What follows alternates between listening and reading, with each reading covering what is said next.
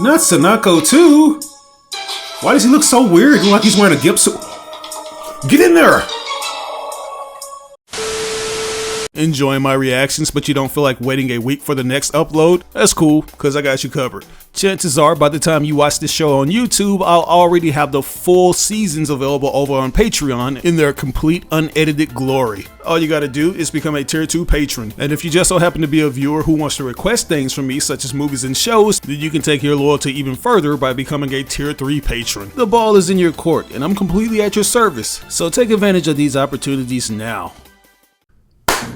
Yo, what's going on, you guys? This is your boy RBG, aka the Random Black Gamer, here with me, myself, and I on the ones and twos, and this is We Ain't Seen Reactions, the place where I react to everything I've never seen. And if you read by the title, you know it's time to go undercover for some more Detective Conan / Case Closed reaction.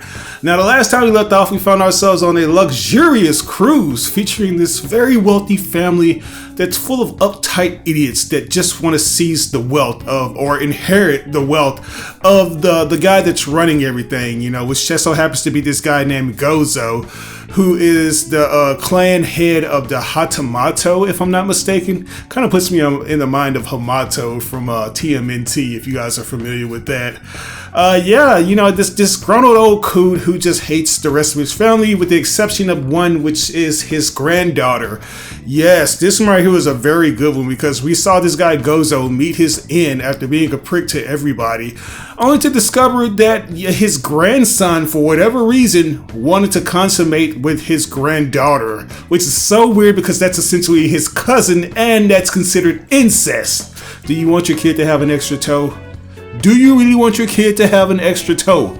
Bruh, you can't make this shit up. Yeah, this guy, he was very artistic, and he loved to draw pictures of her when everybody wasn't looking, man. This guy was literally glazing this girl, and he really wanted to just sleep with her. He wanted to be with her, but yeah, Grandpa was like, no, we ain't having that weird shit going on right now. You take that shit back to Timbuktu if you want to, but you ain't doing it over here.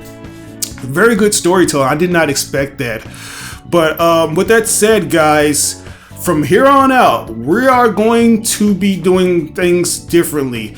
As you guys are aware, this show is an ongoing one that's been going since 1996.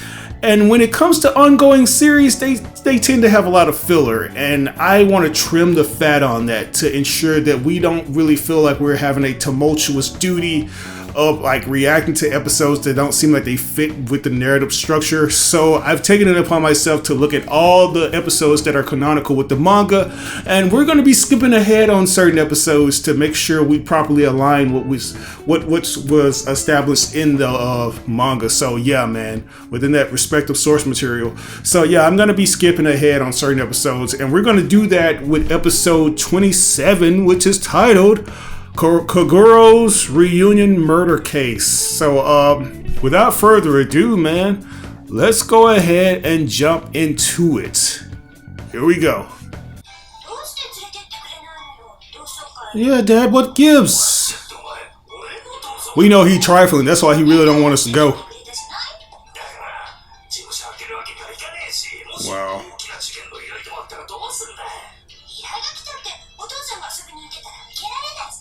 Exactly. Need to hire some more employees.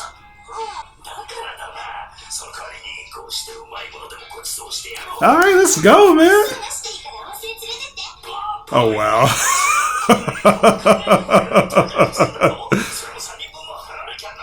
Trying to drain this man dry. What the fuck? Exactly. This nigga is cheap. Oh. Armed robbery in broad daylight? The fuck is with this animation? Watch out! There we go.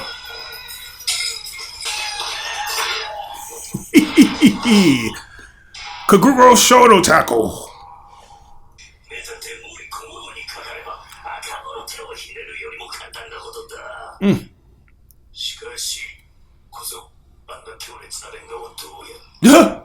Oh shit, he's on to you.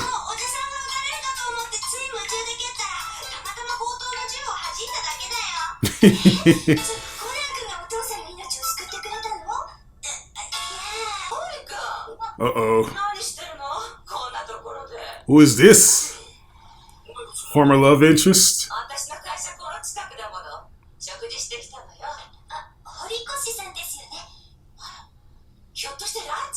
Oh, you grown.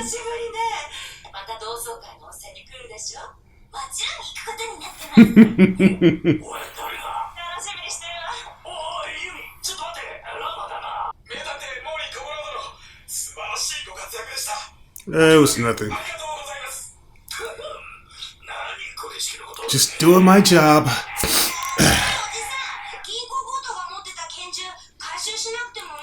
God damn it, Conan, what? Wow, they got it.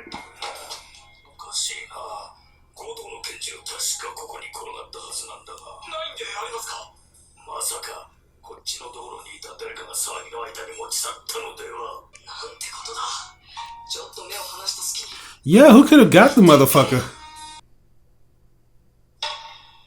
Yo! Fan service. Oh yeah, you get to sit right there. This is what I said, guys. I said that he's gonna get a chance to bathe with her, which is weird.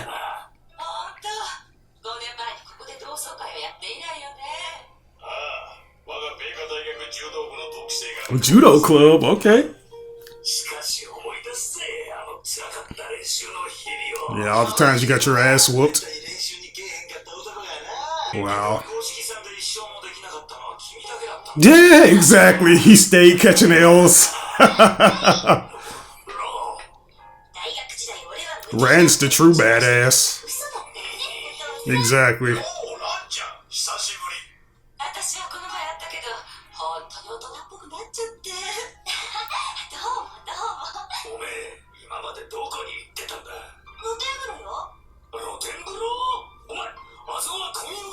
Yeah. Conan got a chance to see the goodies, though. Alright, even he's creeped out by that shit. Lord. No! This man. I don't know what it is with boy, Japan is just weird when it comes to that.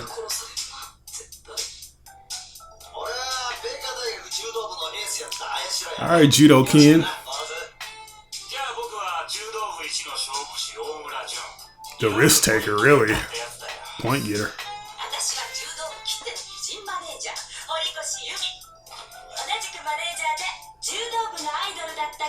Hey, get a room, you two. Let's go. Yeah, my name is Kazushi, and I'm the bald guy. Just don't confuse me with Orochi Dopo. Damn. Yeah, this is probably why Mori didn't want y'all to come, because he's, like, embarrassed.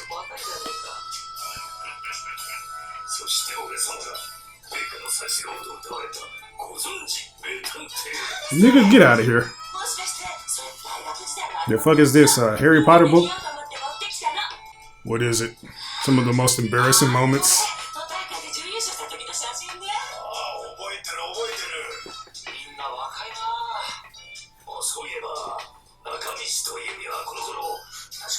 Aww.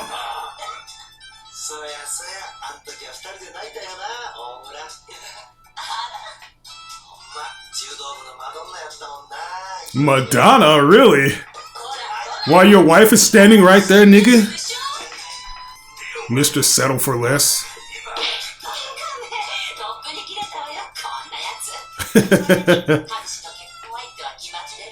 Who did he choose?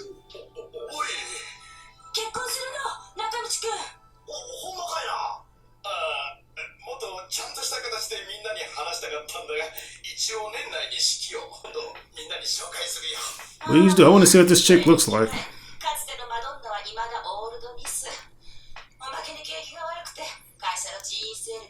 Kogoro, son, that's you, boy. It's time for you to step up.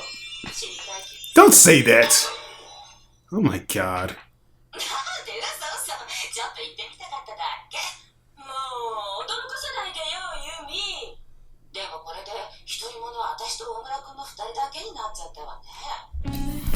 Boy, I'm already getting bad vibes from this. It seems like soon as she said that, it was almost like a foreshadowing of what's to come for her. You know, I hate to say that, and I hope that's not necessarily the case, but this woman, she just seems like she feels like she's out of time. You know, she's way past her glory years, and she still ain't married yet. You know, everybody else can jump the broom except for this guy right here, you know, Amora. So I can't wait to see how things are going to transpire with these two particular characters. But let's get back into it.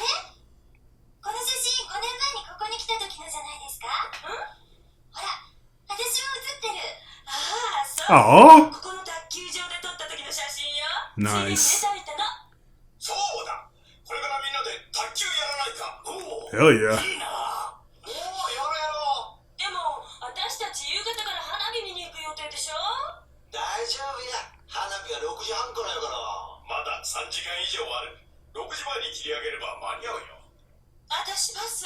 Really? Really?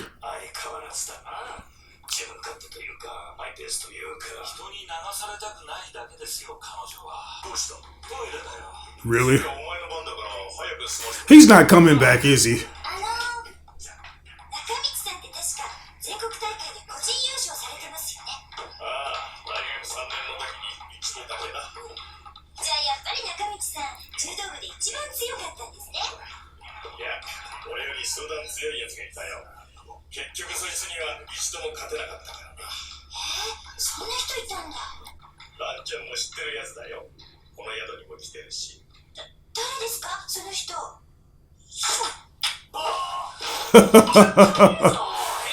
This nigga.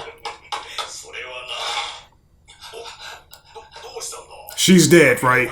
Go ahead and say it. Why are you sweating? Guys, I have a nagging suspicion that this nigga has seen old girl die, you know, the head of the judo club, and he don't want to say nothing. I'm pretty sure he probably played a part in killing her or something like that after she didn't try to come home to him. I don't know, but it just seems very mysterious that they've kind of been planting the seeds of something that's going to unfold in the future. You know, this is just part one of Mori's class reunion, or whatever you want to call it, case reunion. And we're already seeing now that certain things pertaining to Mori are very suspect. You know, he doesn't want his family to go with him this time around, which I guess because Rin, you know, or Ran, she's more perceptive than she was when she was younger the last time he took her. And there's also the fact that he was a slouch when it came to judo. He always missed practice and stuff like that. So yeah, it's going to be interesting seeing all these different things unfold in this two-parter, I guess. But without further ado, let's get back into this. Yeah, it's past 6.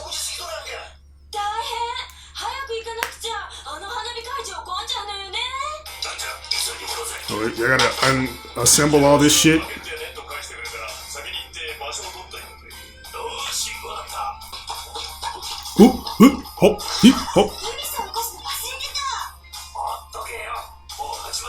Yumi is dead, man.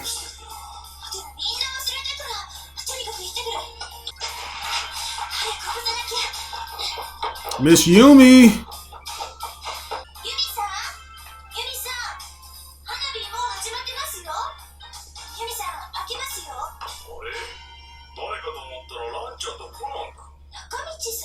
Nakamichi.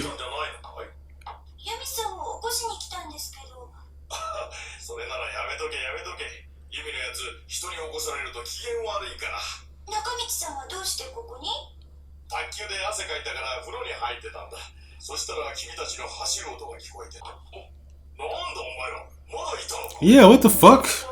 So these are gonna be culprits too.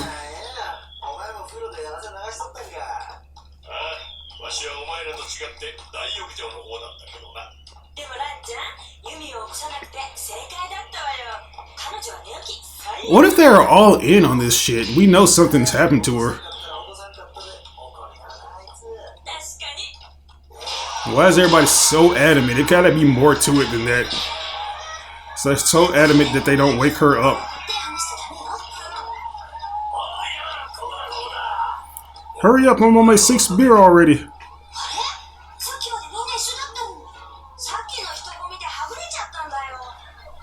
Really?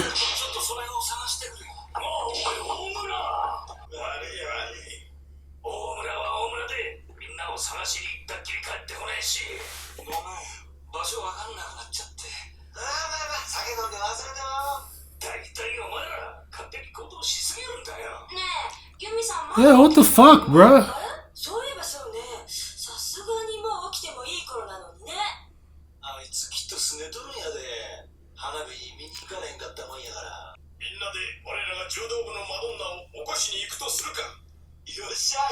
It takes all of y'all to do that. Is she really that tough?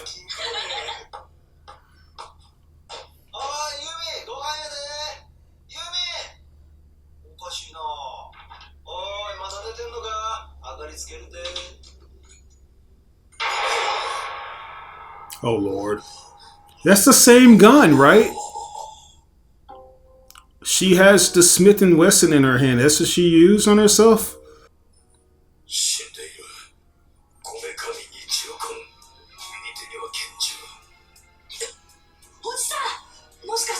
Yeah, it's like, did she recover that fast?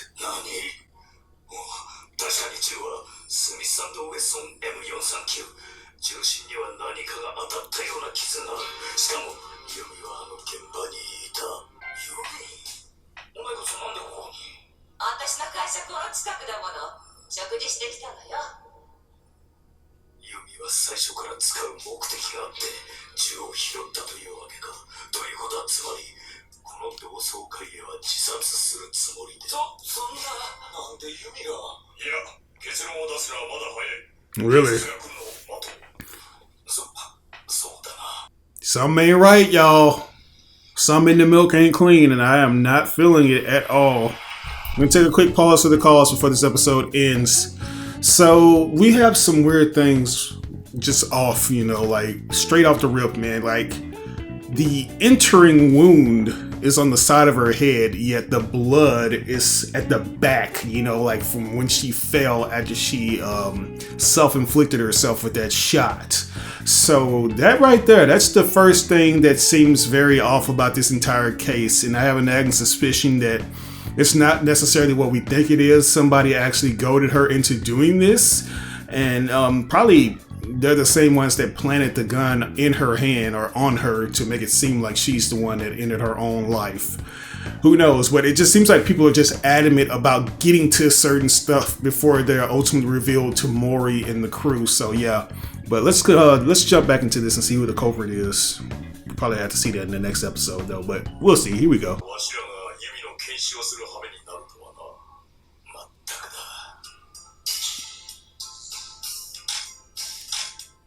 Like, she would have to slide from the side in order for that blood to just smear like that. Because I'm pretty sure the exit wound would be on the other side of her head.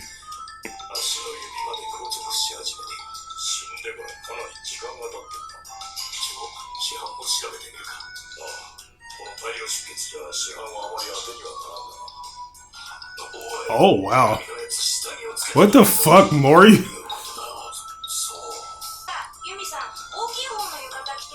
What is that?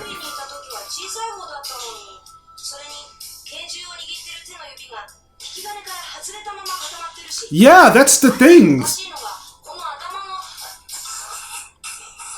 Nigga, why do you get so irritated with him? It's common sense. He landed perfectly with this shit. 7 hours? While y'all are playing ping pong. She didn't. Her finger wasn't on the fucking trigger.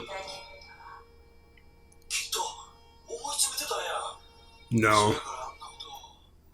Mm-mm. The side of her head, and it caused that kind of blood splatter.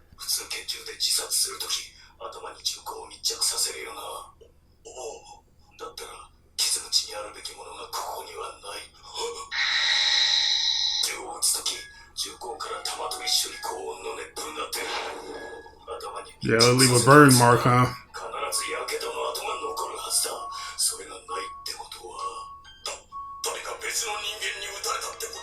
There you go. Somebody in this room is a trifling bastard, and we gonna find out who it is. Alright guys, so yeah, let's take a pause for the cause before we get into the next episode. Yeah, as we suspect, somebody is trying to make it seem like Yumi killed herself, but yeah, they obviously did it, and it was at a different range than what they're trying to make it seem like, because the entry wound, it doesn't have any burn marks, because if you're offing yourself at point blank range, there's obviously going to be residue from the gun and stuff, or from the bullet, you know, so that's one of the things that's missing. And I also believe that since the blood is splattered that way, that she would obviously have to be turned a certain way for it to do that, but the way she's laying down, it makes it seem as if she shot herself like in the forehead, you know, so yeah. And then that's the way her finger is positioned. Her finger was not on the trigger. So those are some very definitive clues that are going to aid them in figuring out who's really the culprit behind this. Overall, I'll give this episode an S. But anyways, let's go ahead and jump into part 2 of this mystery. Here we go.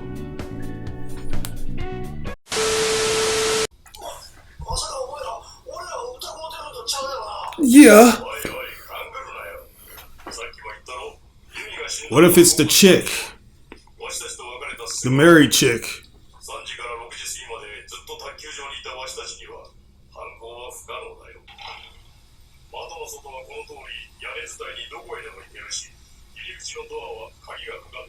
Wow.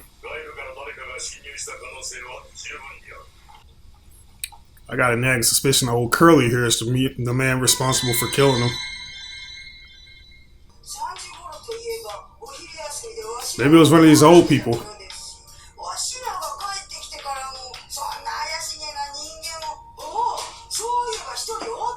What? Who?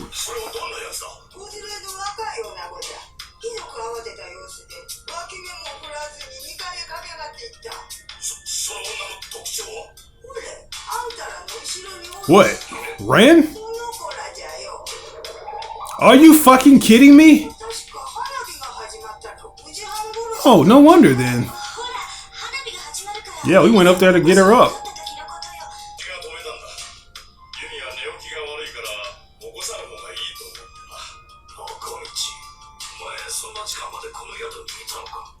Yeah, what's up with that, Nakamichi? Why were you still there?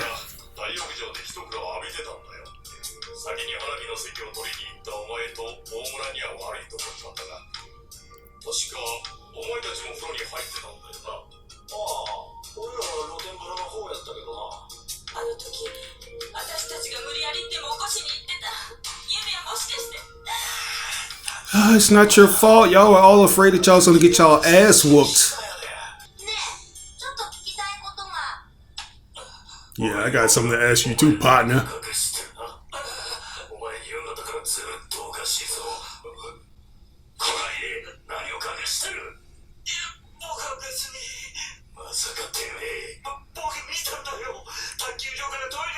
Why didn't you let them know, though?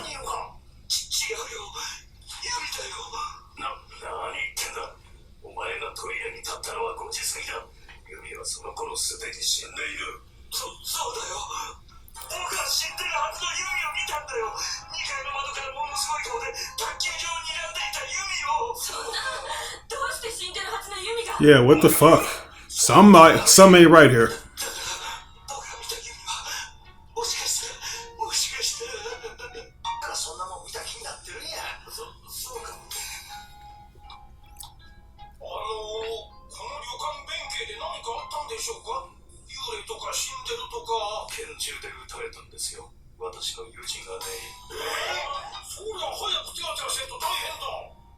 It's too late. Oh my god, bro.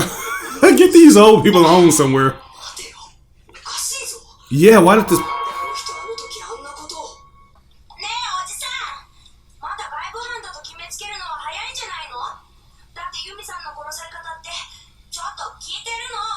He's gonna cluck you upside the head, bro.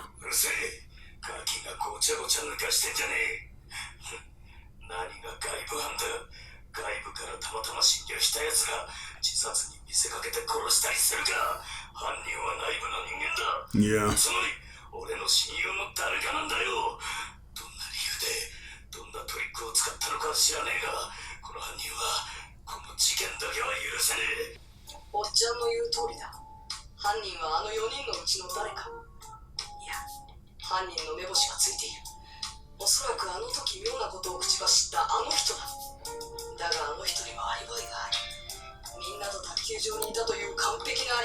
Yeah.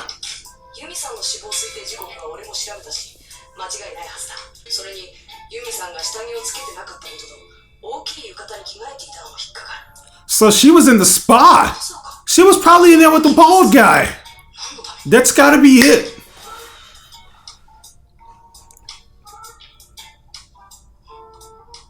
This nigga probably blew her brains out while he was up in there masturbating in the pool.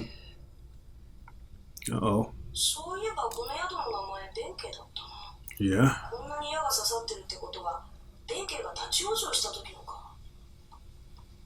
What is this, like some kind of prolific thing? Died standing.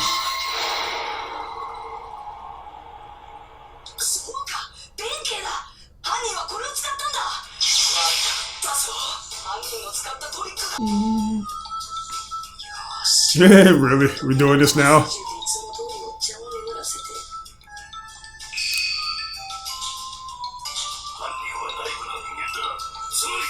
It would be nice to let him solve the mystery for himself for a change.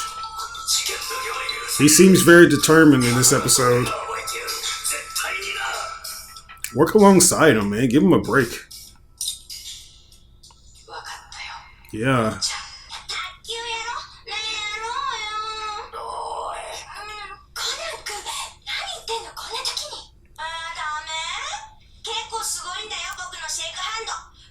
Shake hand and grip. What about that pimp slap?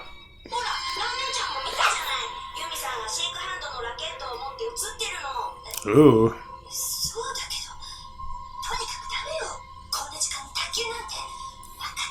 Trying to provide some clues, huh? Yeah.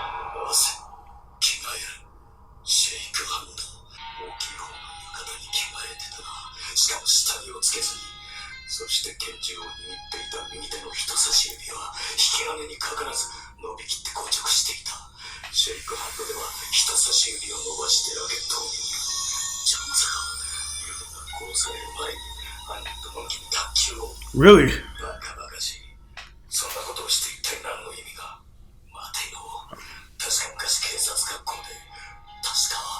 What is that?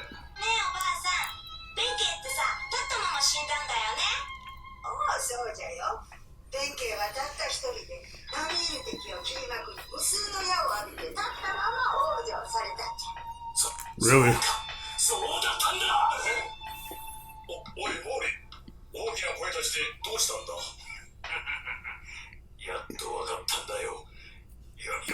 Who was it, bro?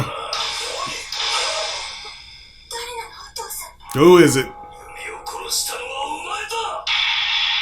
Yeah.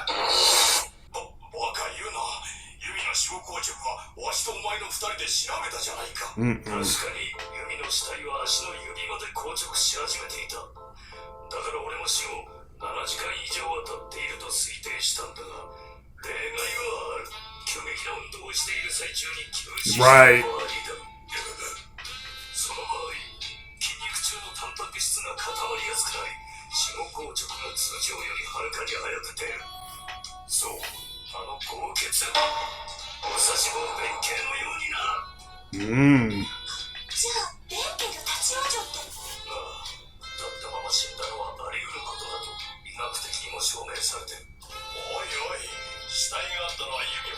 You moved her there, probably.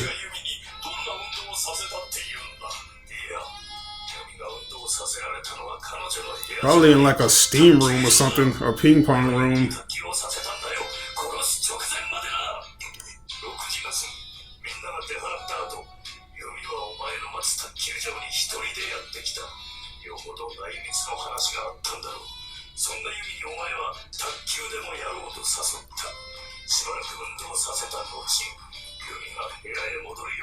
Wow. Boom. Okay, so yeah, she had to be standing a certain way for that blood to splatter.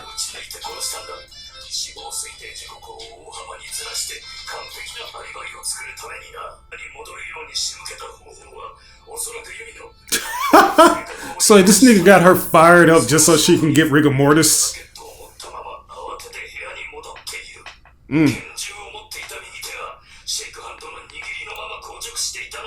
Just like that,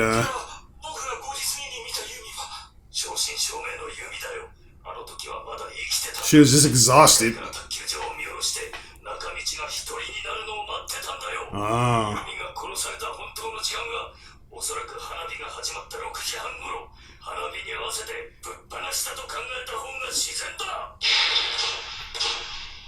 Alright guys, so this makes perfect sense, and it's no wonder why this guy was all sweaty and whatnot, because he had recently gotten into a ping pong match with Yumi, and that was one of the things that he decided to do in order to exhaust her, to make it seem like her body was already shutting down. He already knew that Yui had a hot temper and he could use that to his advantage as well. You know, she can be very competitive, and if he were to exhaust her, it would make it a lot easier and make it feel like, yeah, she's been dead for hours, as opposed to when the fireworks are just getting started. Because like, that's one thing I noticed about him. He was very insistent that nobody bother her because of her so-called hot temper. You know, she gets mad when somebody wakes her up from a nap.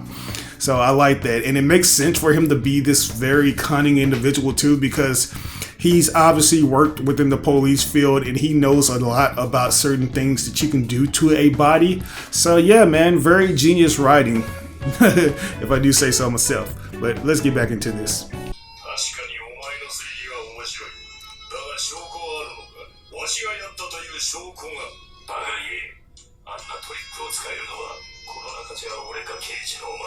Exactly.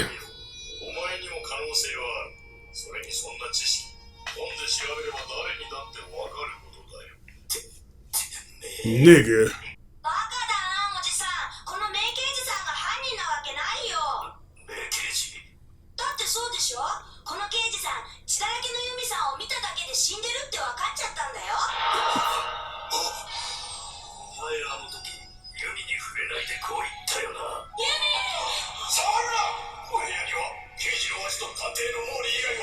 Right.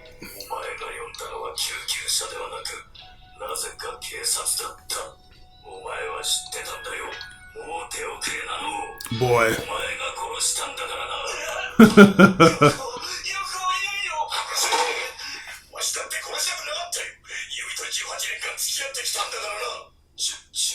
"18 years, huh? And y'all was still messing around too."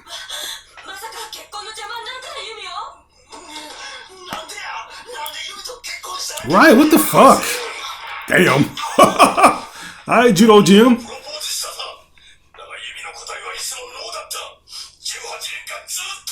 Damn.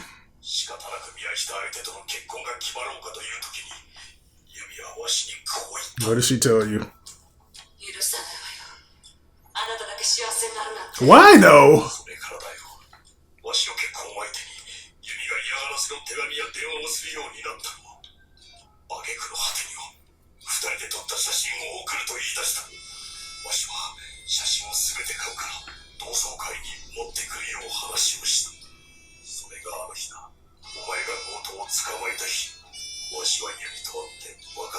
Okay, so he had already confiscated the gun then.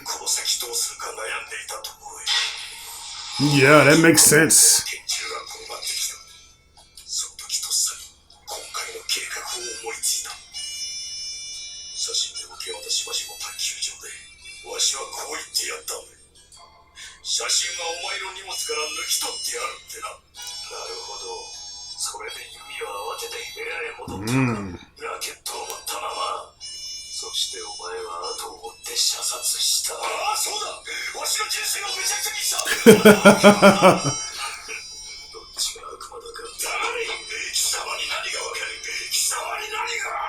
Yeah, there's really no winners in this shit. There's no... Oh, wow. Hey! show, right? Perfect.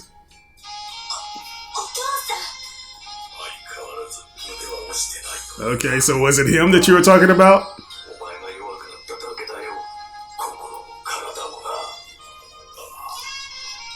Wow, my boy Kogoro. Looks so dumbfounded right there.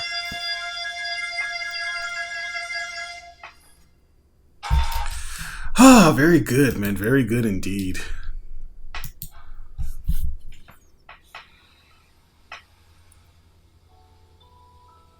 What's on your mind, Mori-san?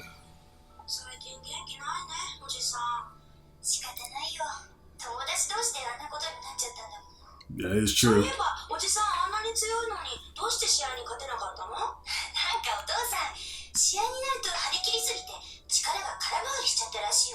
Really? Sounds like another excuse.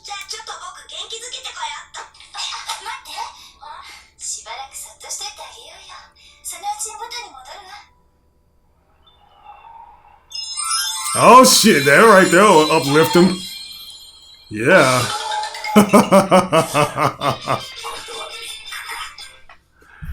Whew.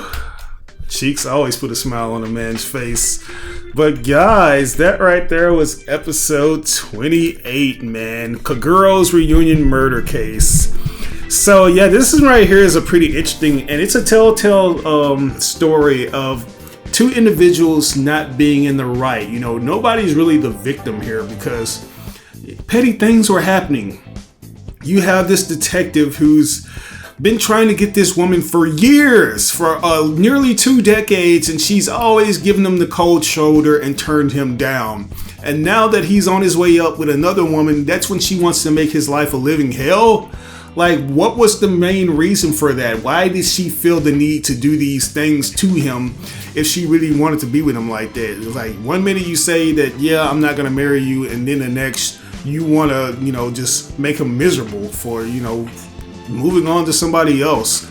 So in essence, I can't really blame the guy for wanting to take matters into his own hands and get rid of her, because she's trying to blackmail him, you know. So I don't know, but yeah, like Maury said, it's like, you can't be doing things like this, you know. That doesn't justify murdering somebody. So I can't really excuse his actions, but I somewhat understand why he had to do the things that he felt he had to do.